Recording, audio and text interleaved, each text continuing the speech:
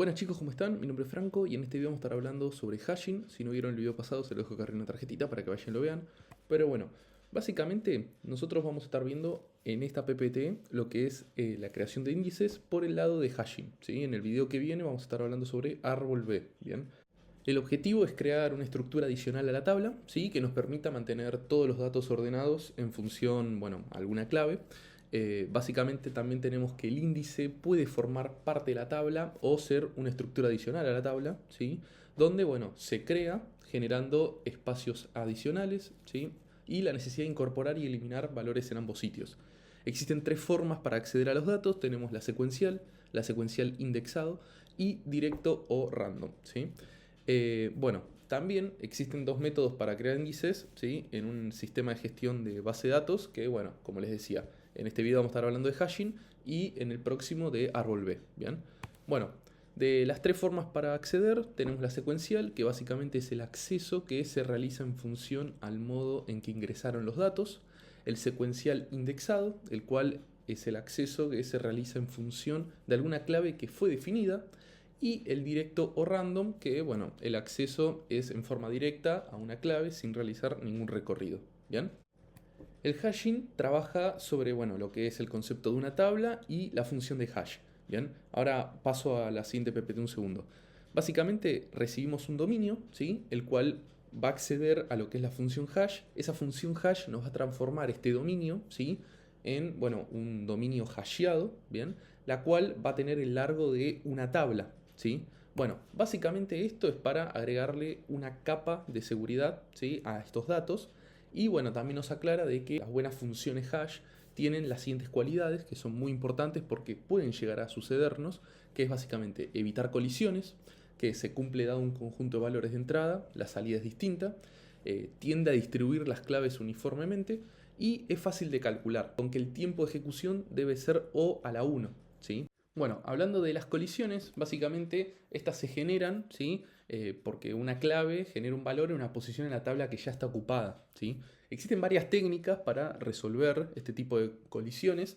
Una es la direccionamiento abierto y otra encadenamiento, ¿sí? Ahora vamos a ver ambas. Primero arrancamos con la de abierto, ¿sí? En la función hashing, que básicamente es una función que toma una clave y genera una posición válida de la matriz para ubicarla, ¿bien? O sea, supongamos que tenemos una tabla de 100 entradas de 0 a 99, las posiciones que a nosotros nos dan no puede superar 99 ni estar por debajo de 0, ¿sí? Se tiene que mantener en ese rango de 0 a 99 incluyéndose.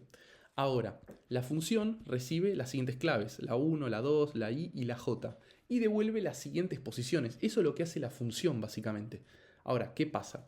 Fíjense que para la clave 1 devolvió la posición 45, entonces la clave 1 vamos a lo que es la posición 45 y la colocamos donde dice clave. La clave 2, ¿sí? Lo colocamos en la posición 39. La clave i en la posición 12, pero fíjense que la clave j nos devolvió la posición 39. Entonces, ¿qué pasó acá? Básicamente se generó una colisión, ¿sí? Bueno, para solucionar esto hay que aplicar una función de rehash, ¿sí? Esta función lo que va a hacer es buscar otra posición dentro de la tabla usando, bueno, sondeo lineal, que lo que va a estar haciendo es sumarle 1 a la posición actual, ¿sí? O sea, al 39, hasta encontrar una libre, ¿sí? Por ejemplo, ¿no? Tenemos 39, en este caso vamos a estar sumando 1, ¿sí? Hasta llegar al 51, por ejemplo, ¿no?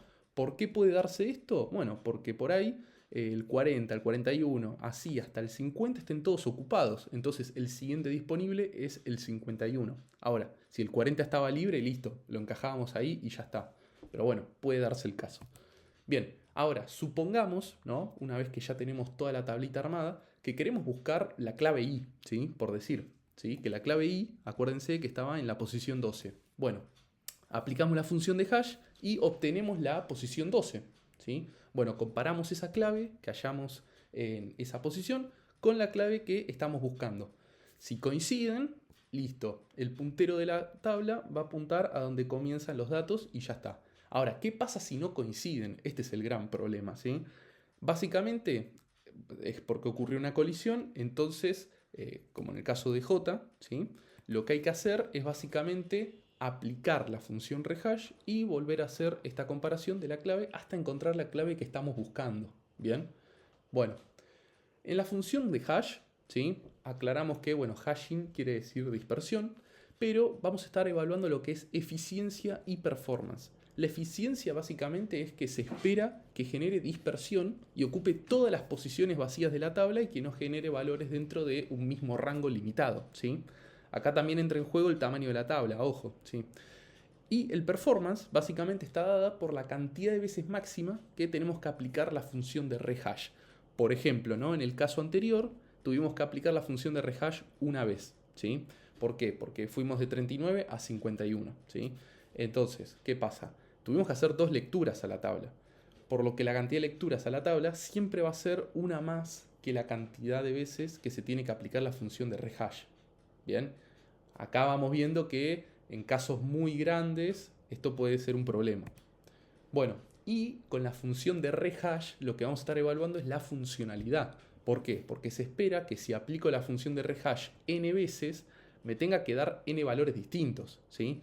Pero se puede dar el caso, ¿sí? Que reciba la posición 39, por ejemplo, y devuelva las siguientes posiciones al hacer el rehasheo, por ejemplo, ¿no?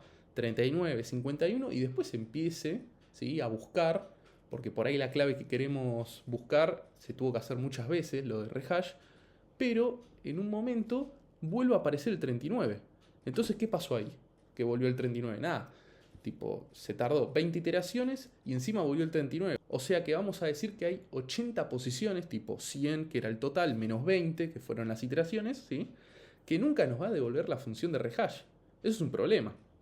Bueno, en este caso nos encontramos con un problema funcional y de performance prácticamente, porque nos puede decir que básicamente la tabla está llena cuando no es así. Y lo ideal sería que la tabla de rehash vuelva a la posición inicial en iteración 100, habiendo pasado por todas las posiciones de la tabla.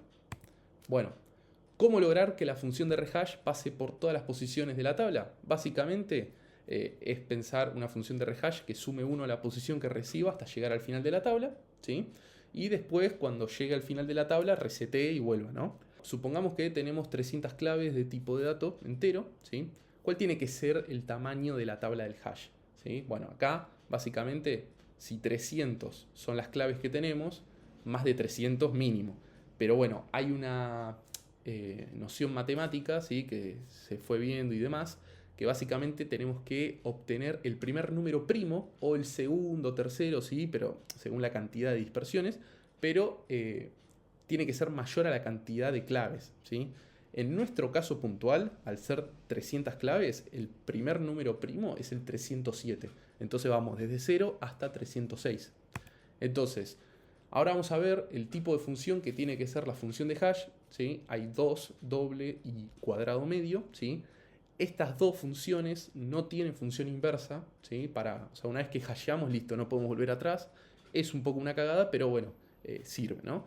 ¿Y cómo sabemos que estas funciones generan dispersión? Básicamente porque en su momento se probó a fuerza bruta y ya está.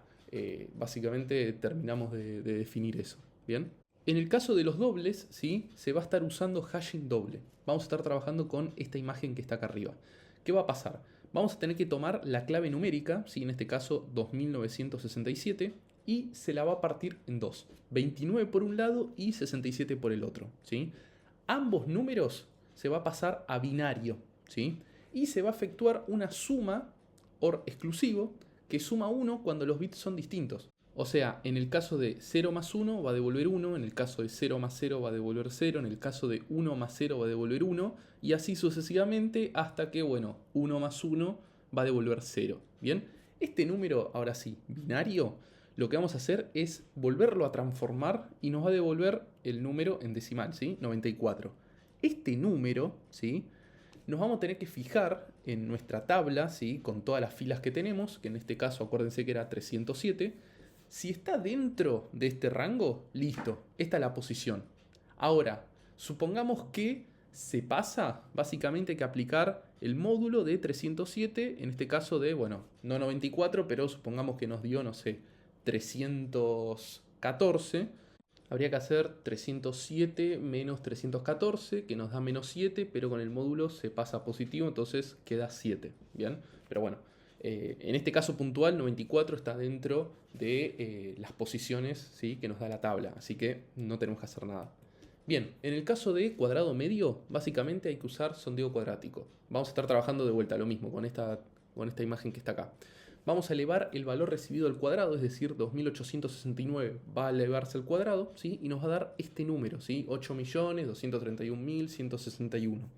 ¿Qué vamos a hacer ahora? Básicamente tenemos que tomar los k dígitos del medio de ese número, ¿sí?, siendo k la cantidad de dígitos que tiene 307, que es el tamaño de la tabla de hash. Bien, en este caso 307 tiene 3 dígitos, el 3, el 0 y el 7. Entonces tenemos que tomar los 3 valores del medio del número hallado.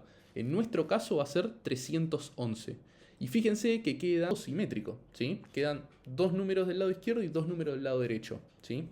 En el caso de que no quede, ¿sí?, simétrico, por ejemplo, tuvimos que agarrar, no sé, 2, 3, 1, 1 porque eran 4 dígitos, se le puede agregar un 0 a la izquierda, ¿bien?, del 8, para que quede centralizado, ¿sí?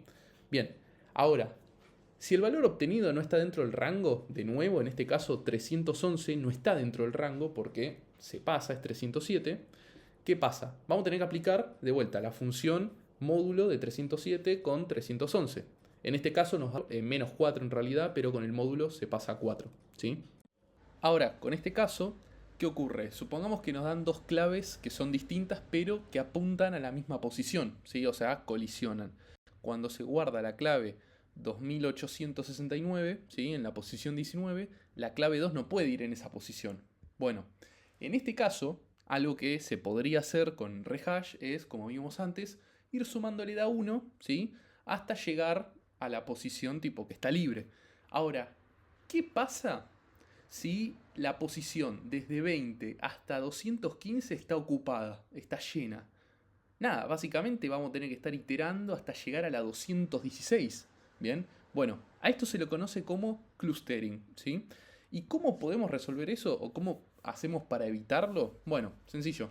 Lo que hay que hacer es a la posición, ¿sí?, que nada, tenemos ahora, 19 en este caso anterior, le vamos a tener que sumar un número primo que no sea 1 y a ese resultado le tenemos que aplicar el módulo de 307, o sea, nos quedaría así, ¿bien?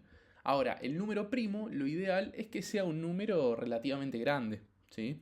Bueno, con eso se soluciona. Bien, ahora, supongamos que le queremos dar una baja, ¿sí?, a una clave. Bueno, ¿cómo hacemos? El primer paso es buscarla, ¿sí? Y bueno, en el caso básico, ¿sí?, que es, bueno, en el caso este, por ejemplo, ¿no? Clave 2869, estaba en la posición 19, listo, ya está. Se borra y punto. Ahora, ¿qué ocurre en el caso de que esté colisionada con otro hash? Entonces termina estando como en un encadenamiento, ¿no? Porque está, ok, como pasó con esta, ¿no? Tipo, en vez de estar en la 19, estaba en otra. ¿Qué tenemos que hacer? Al borrar esa clave, ¿sí?, lo que va a estar pasando es que se va a estar rompiendo el encadenamiento ese que estaba diciendo antes y no vamos a permitir llegar a las otras claves porque en su lugar va a haber un nulo, ¿sí? O sea, se pierde esa cadena. Entonces, el algoritmo lo va a interpretar como que la clave no existe en vez de compararla con la clave que estaba buscando y aplicar la función de rehash. Entonces, para solucionar esto, vamos a usar la tercera columna de la tabla, que es la baja lógica, ¿sí? Esta parte va a ser la baja lógica, entonces acá vamos a estar terminando de incorporar un número, ¿sí? En este caso el número va a ser el 1, ¿sí?, tipo de true, bien, en lógico. Entonces, ¿qué pasa? Cuando se usa el rehash, ¿sí?, para el caso este del encadenamiento, cuando empieza a revisar, en vez de encontrarse con un nulo, va a encontrarse con la baja lógica y que vaya un 1. Entonces ya con eso va a decir, ah, ok, acá hubo una baja, entonces nada, voy a seguir. Y para seguir se sigue utilizando la función rehash y va a terminar en la próxima posición que le tocaba. Bien, bueno, en hashing estático todas las bajas son lógicas. Bien, y por último tenemos la función hashing, pero de forma en encadenamiento, ¿sí? Bueno, la implementación, básicamente tenemos un conjunto de datos, cada uno identificado por una clave, ¿sí?, lo mismo que antes. Inicialmente vamos a crear una tabla de hash de un tamaño determinado, podemos usar el mismo criterio que en hashing estático y usar el primer número primo mayor a la cantidad de claves. Pero a diferencia del método anterior, acá no vamos a tener una función de rehash, ¿sí? O sea, todas las bajas van a ser físicas. ¿Qué va a pasar? Esta tabla, ¿sí? Como pasa acá, va a tener la siguiente estructura. El clave, puntero, como veníamos teniendo antes, pero en el caso de que colisionen, ¿sí? Dos posiciones, lo que vamos a hacer es, en la tercera columna, va a haber un link a lista, que básicamente va a ser una sublista donde vamos a estar armando todo el encadenamiento, ¿sí? de las claves que apuntan a la misma posición que otra clave anterior. Bien, así que nada, básicamente sería eso. Espero que les haya gustado el video. Cualquier duda me la dejan abajo en los comentarios y nos estamos viendo en próximos videos.